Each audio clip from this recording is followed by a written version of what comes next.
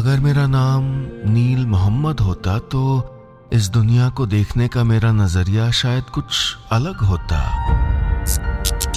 है ना? क्या वो नजरिया गलत होता? नहीं, बिल्कुल नहीं। हम जिस गली, जिस शहर, जिस धर्म, जिस देश में पैदा होते हैं, वो हमें पैदा होते ही एक नजरिया दे देता है। हाँ, जैसा मैं अक्सर कहता हूं, हम आज की नाराजगी भरी एक तरफा वन साइडेड दुनिया में दूसरा बन के नहीं देख पाते। We can not become the other. हम इंट्रोस्पेक्शन, आत्मनिरीक्षण नहीं कर पाते। औरों की खामियां निकालने में इतने मसरूफ रहते हैं कि अपने बारे में ऑब्जेक्टिव होकर, तटस्थ होकर सोच ही नहीं पाते। तो मैंने 1 मिनट के लिए नील मोहम्मद बनकर सोचा और मेरे मन में कुछ सवाल थे। हिंदुस्तान में लगभग 14% जनसंख्या, 14% मुस्लिम नागरिकों की है। आज से कई साल पहले मुस्लिम समुदाय के इर्द गिर्द एक मशहूर रिपोर्ट आई थी, सच्चर कमेटी रिपोर्ट। उसके हिसाब से हिंदुस्तान में मुसलमानों की हालत दलितों से भी बदतर थी। ये चौंकाने वाली बात थी। दलित समुदाय को तो छुआछूत या अनटचेबिलिटी जैसी भयंकर ज्यादतियों का सामना करना पड़ा, शिक्षा से अक्सर दूर रहना पड़ा। तो मुस्लिम समाज की ये हालत कैसे हुई? किसने की? क्या सिर्फ सरकारों ने? या मुसलमानों के अपने रहनुमा, अपने लीडर्स भी इसके लिए जिम्मेदार थे? मेरा नाम है नीलेश मिश्रा और मैं चल पड़ा हूं एक सफर पर, कुछ सवाल लेकर, कुछ जवाबों की तलाश में। मैं जानना चाहता हूं कि आज का युवा मुसलमान अपनी कम्युनिटी के बारे में, अपने रहनुमाओं के बारे में, अपने मुद्दों के बारे में किस तरह से आत्मनिरीक्षण या इंट्रोस्पेक्शन करता है। मैं जानना चाहता हूं कि क्या नया हो रहा है मुस्लिम समुदाय में, जो शायद अक्सर अखबार की हेडलाइनों में और टीवी के शोर शराबे में, नेताओं की तकरीरों में दिख नहीं पाता।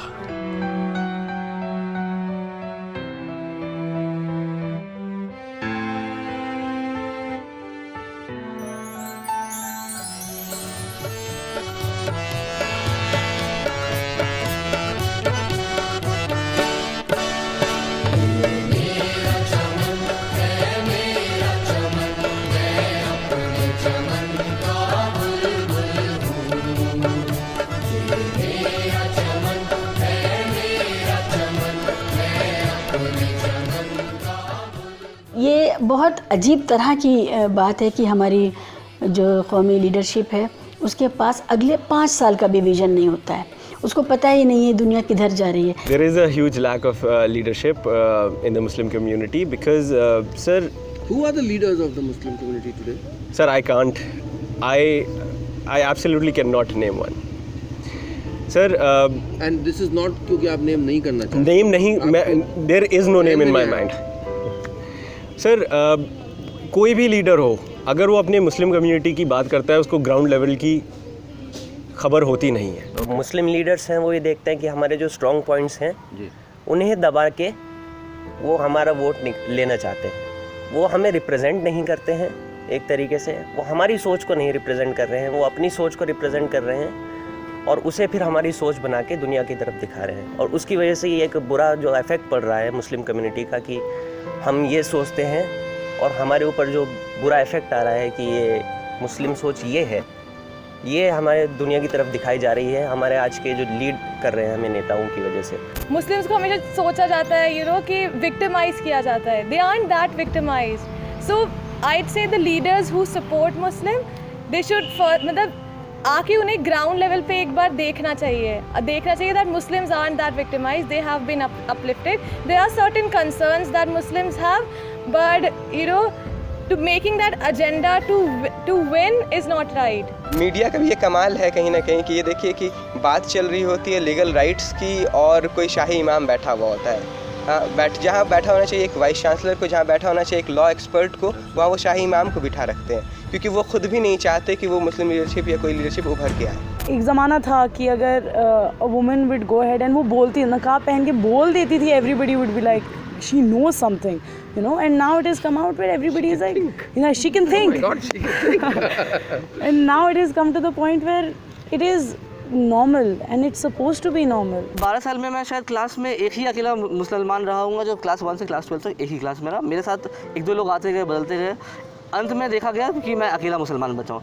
सो but if you ask me to recall one memory where I felt like ये कुछ गलत हो रहा है मेरे साथ, लाइक डिस्क्रिमिनेशन हो रहा है, मुझे सर कहीं महसूस नहीं।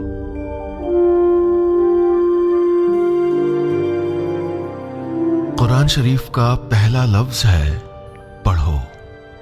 कितनी खूबसूरत बात है। लेकिन 2011 के सेंसस के अनुसार अशिक्षित लोगों में मुसलमानों का प्रतिशत सबसे ज्यादा है।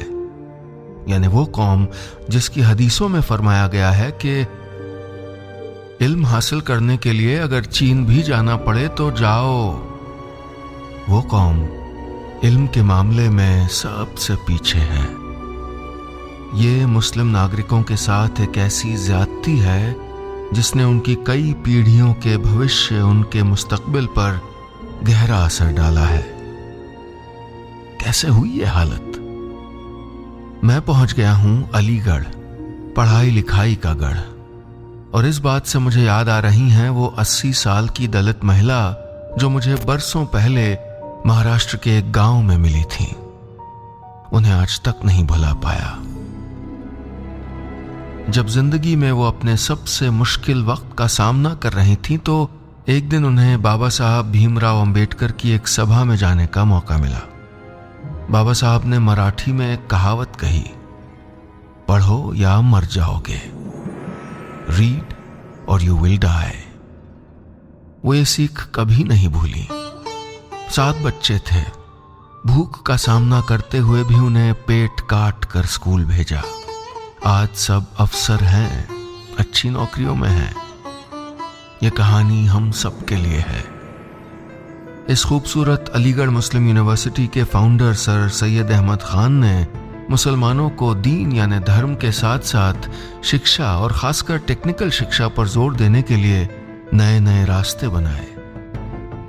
धार्मिक होने से ही पिछड़े थोड़े हो जाते हैं हम।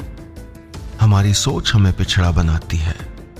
5 बार नमाज पढ़ने वाला या जनेऊ धारण करने वाला और रोज सुबह शाम मंदिर जाने वाला क्या एस्ट्रोफिजिसिस्ट नहीं हो सकता? और नहीं होता क्या?